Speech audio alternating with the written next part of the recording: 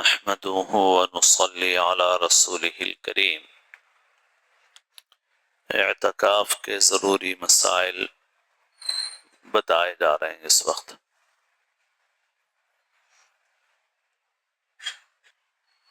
اعتکاف کی نیت کر کے مسجد میں رہنا، تو پہلے ہم کو یہ سمجھ لینا ہے کہ مسجد کی حد کیا ہے، کیونکہ اس میں لوگ بکثرت غلطی کرتے ہیں۔ مسجد کی جو شرعی حدود ہوتی ہیں وہ حصہ ہوتا ہے جہاں کوئی ناپاک آدمی اندر نہیں آ سکتا۔ باقی ہر مسجد میں مسجد کے ساتھ کچھ متعلقات مسجد ہوتے ہیں، جیسے وضو خانہ ہوتا ہے، طہارت خانہ ہوتا ہے، بعض جگہ صحن بڑا ہوتا ہے مسجد سے متصل، کچھ اور جگہیں ہوتی ہیں، کہیں مدرسہ ہوتا ہے، کہیں جنازے کی نماز کی جگہ ہوتی ہے وغیرہ۔ تو یہ جو جگہیں ہیں یہ مسجد نہیں ہوتی شرعاً، لیکن ہمارے عرف میں کیسا سمجھا جاتا ہے، مسجد ہی ہے، مسجد سے باہر تو نہیں گیا سمجھتے۔ تو یہ سمجھ لینا ہے کہ مسجد کی جو شرعی حد ہے وہ حصہ ہے جس میں ناپاک آدمی نہیں آ سکتا، وہ نماز کی جو اصل جگہ ہوتی ہے وہ ہے، اس سے باہر بغیر ضرورت کے نہیں نکلنا ہے۔ اب جو لوگ اس بنیادی مسئلے سے واقف نہیں ہوتے تو بعض وقت وہ وضو خانے میں بھی ہیں تو سمجھ رہے ہیں ہم مسجد میں ہیں، تو لہٰذا اطمینان سے بیٹھ کے وضو خانے میں باتیں کر رہے ہیں۔ تو کسی گاؤں میں مؤذن صاحب معتکف تھے، تو وہ گھنٹوں وضو خانے میں ہی دھوتے صاحب سارے کام کرتے، کپڑے دھونا، مسجد کی چیزیں دھونا، چاندیاں دھونا۔ اب ان کو کسی نے کہا ارے بھائی مؤذن صاحب آپ اعتکاف میں ہیں تو مسجد سے باہر جا رہا ہوں کیا، میں مسجد میں جاؤں گا؟ تو ایسا ہوتا، تو یہ متعلقات مسجد ہیں۔ تو جیسے ہماری مسجد میں یہ دروازہ ہے، ادھر کا دروازہ ہے، پیچھے جالی کے بعد ایک پلر تک شرعی حد ہے ہماری مسجد کی، اور وہاں پر ایک تختی بھی لگی ہوئی ہے کہ مسجد کی شرعی حد یہاں تک ہے، اس کے آگے جو ہے وہ صحن مسجد کا حصہ ہے۔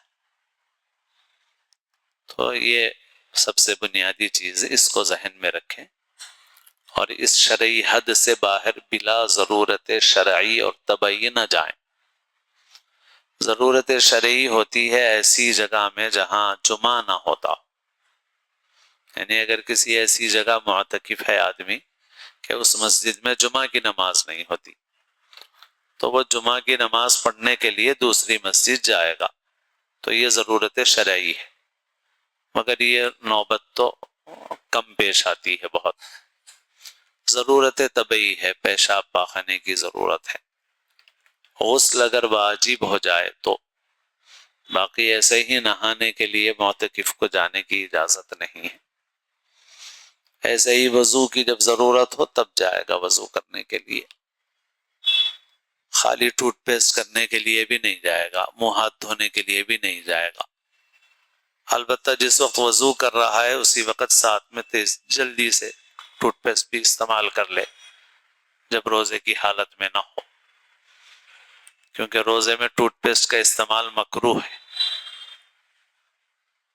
تو ایسے ہی صابن سے کچھ دھونا چاہے تو جلدی جلدی سے تھوڑا سا صابن لگا لے، بس زیادہ دیر نہ کرے۔ تو یہ ضرورتیں ہیں جس کے لیے جا سکتا ہے۔ ہاتھ دھونے کے لیے بھی کھانے سے پہلے بعد میں بہتر ہے کہ مسجد کے کنارے پر دیوار کے پاس کوئی برتن وغیرہ رکھ لے اور اسی میں اپنے ہاتھ وغیرہ دھو لیا کرے۔ باہر ضرورت کے لیے گئے استنجا کے لیے تو درمیانی رفتار سے چلیں، بہت تیز بھی نہ چلیں، اور راستے میں اگر کوئی روک کے آپ سے بات کرنے لگے اور آپ نے رک کر ان سے بات کی تو اعتکاف ختم ہو سکتا ہے آپ کا۔ تو اس وجہ سے آپ چلتے چلتے بات کریں، اسی لیے درمیانی رفتار سے چلیں، کوئی کچھ پوچھ رہا ہے تو آپ چلتے چلتے بولتے ہوئے اس کو چلے جائیں۔ وہاں جانے کے بعد انتظار کرنا پڑا، اگر خالی نہیں ہے بیت الخلاء تب کوئی بات نہیں ہے، آپ کی ضرورت سمجھی جائے گی، وہ انتظار میں کھڑے ہیں تو بھی کوئی بات نہیں ہے، اعتکاف میں کوئی فرق نہیں پڑے گا آپ کے۔ ایسے ہی کسی اور کی مدد کرنے کے لیے بھی آپ وقت نہ لگائیں، جیسے ایک مرتبہ ایسا ہوا کہ ایک صاحب کو غسل کی ضرورت پیش آئی،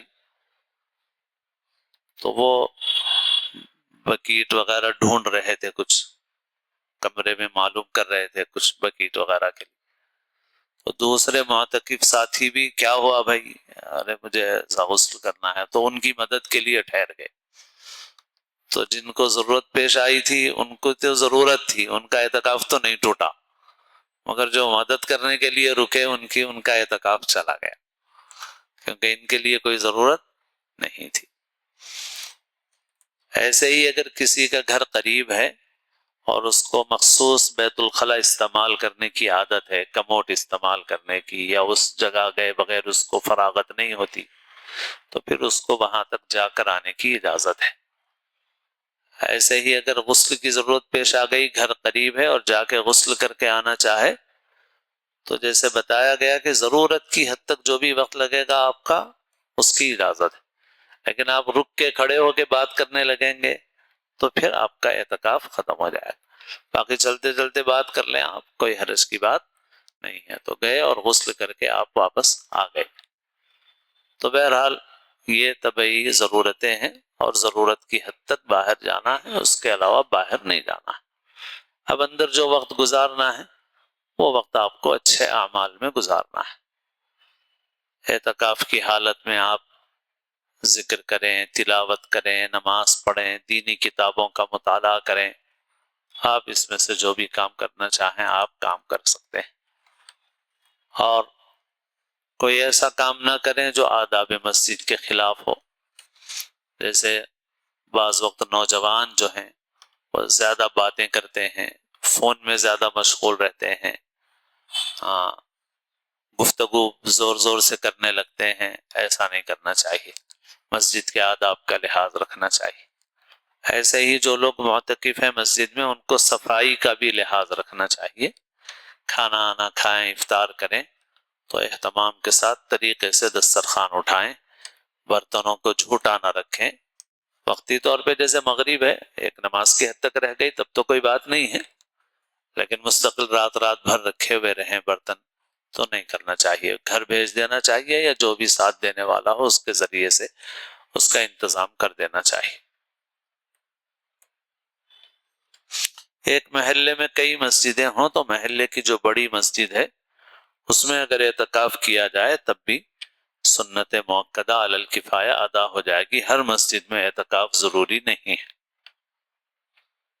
سنت اعتکاف میں غسل واجب ہو تو کر سکتے ہیں، خالی ایسے ہی جمعہ کا غسل یا ٹھنڈک کے لیے غسل نہیں کر سکتے۔ اعتکاف میں اوپر کی منزل میں جانے کا مسئلہ یہ ہے کہ اگر اعتکاف بیٹھتے وقت ہی کوئی نیت کر لے کہ میں اوپر کی منزل میں جاتا رہوں گا تو اس کی اجازت اور گنجائش ہے، لیکن یہ عبادت کی نیت سے کریں، گفتگو کے لیے جا کے بیٹھنے کے لیے نہ کریں۔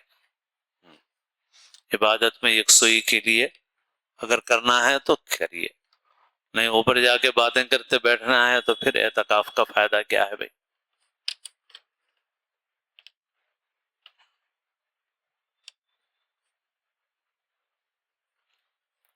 اور ویسے بھی جو بھی وقت رات میں دن میں گزاریں، تو جیسے حضرت شیخ الحدیث مولانا زکریا صاحب رحمۃ اللہ علیہ فرماتے تھے کہ پیارو خوب کھاؤ خوب سو مگر باتیں مت کرو۔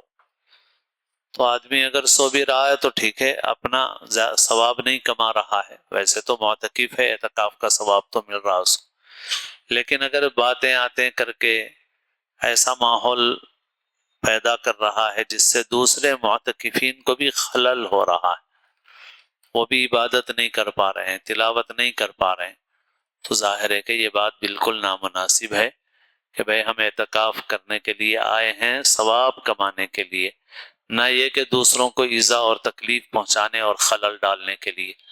تو اس وجہ سے ایسی چیزوں سے احتراز اور پرہیز ضروری ہے. یہ چند ضروری باتیں بیان کر دی گئی ہیں. جو لوگ اعتکاف سنت اعتکاف کرنا چاہ رہے ہیں وہ آج مغرب سے پہلے پہلے اعتکاف کی نیت کے ساتھ مسجد کے اندر آ جائیں. اور باقی نفل اعتکاف میں کوئی پابندی نہیں ہے. جب بھی آپ اعتکاف کا ارادہ کر کے مسجد میں آئیں گے آپ کا اعتکاف رہے گا، جب جائیں گے اعتکاف آپ کا ختم ہو جائے گا. اور جیسے عرض کیا گیا کہ جو لوگ سنت اعتکاف نہیں بیٹھ سکتے وہ نفل اعتکاف کے طور پر زیادہ سے زیادہ وقت اپنا مسجد میں گزاریں. رات میں بھی گزار سکتے ہیں، دن میں بھی گزار سکتے ہیں. جمعہ کے اعمال کا اہتمام کریں. ابھی بھی جو وقت ہے باقی تو درود شریف کا اہتمام کر لیں. سورہ کہف اگر پڑھ لیا ہے تو بہت اچھا، نہیں پڑھا ہے تو سورہ کہف پڑھ لیں. دعا کا اہتمام کریں. خاص طور پر عصر مغرب کے درمیان قبولیت دعا کا وقت بتایا جاتا ہے، دعا کا اہتمام کریں. اور سال بھر بھی اعمال جمعہ کے دن درود شریف کی کثرت، سورہ کہف کی تلاوت، جمعہ کے لیے وقت سے پہلے مسجد آنا، اور جو اعمال ہیں صفائی ستھرائی، خوشبو لگانا وغیرہ، ان سب اعمال کا اہتمام کیا کریں تاکہ ہمیں جمعہ کا ثواب حاصل ہو سکے پورے طور پر. دعا فرمائیں. الحمدللہ رب العالمین والصلاة والسلام علی سید المرسلین. ربنا ظلمنا انفسنا وإن لم تغفر لنا وترحمنا لنكونن من الخاسرین. اللهم وفقنا لما تحب وترضى من القول والعمل والفعل والنية والهدي إنك على كل شيء قدير. لا إله إلا الله. نستغفر الله. اللهم إنا نسألك رضاك والجنة ونعوذ بك من غضبك والنار. اللهم إنك عفو كريم تحب العفو فاعف عنا. رب اغفر وارحم وأنت خير الراحمين. وصل وسلم على سيدنا محمد وآله وصحبه أجمعين برحمتك يا أرحم الراحمين.